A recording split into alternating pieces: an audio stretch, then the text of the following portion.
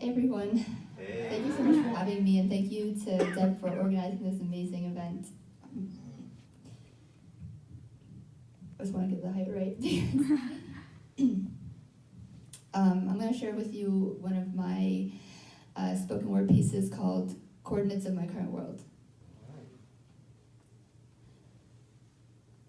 When I was a little girl, I'd scrape the earth with my bare hands, dig so deep into it that I'd find a pile of dirt, cupped in my palms so close to disappearing like quicksand.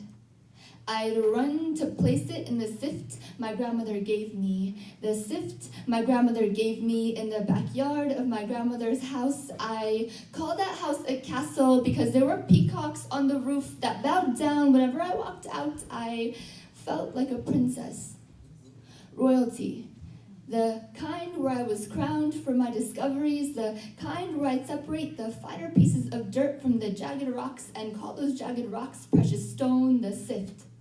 Served to lift the pieces of the earth that had weathered more storms. The pieces of the earth that pricked us when we were dancing barefooted. But we didn't mind. We were dancing in our bare feet so we could feel something real anyway.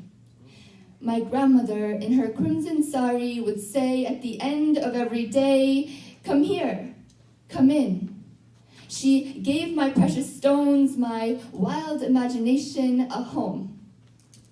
So how is it that 20 years later, I end up down here where I have so many latitudes and longitudes claiming to separate the finer things from the rougher ones, but where I feel like everything is on the wrong side, like the windows to the restaurant that sells the most delicious food, but only serves to remind the most of us that we need to be a little bit more refined to access the finer things in life. Like you can't be too loud, too much dirt underneath your fingernails. Like you need to be a little bit more polished, not jagged.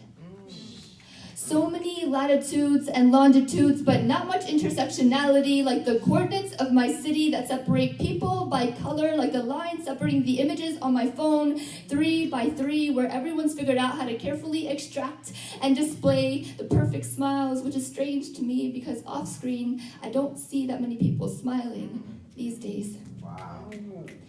I sift through people's faces, wondering what lies beneath.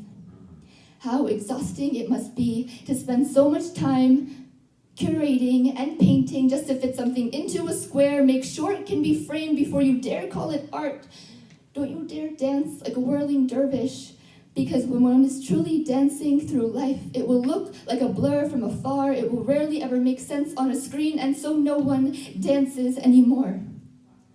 They sift through the dirt only to keep the dirt, because in the coordinates of my current world, jagged rocks don't always have a home.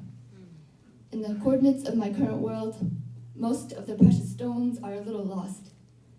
I once was a little girl in a castle who learned that the price of discovering gold was dirt underneath my fingernails.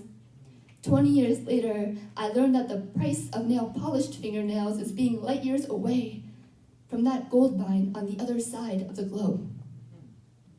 That's it. Thank you.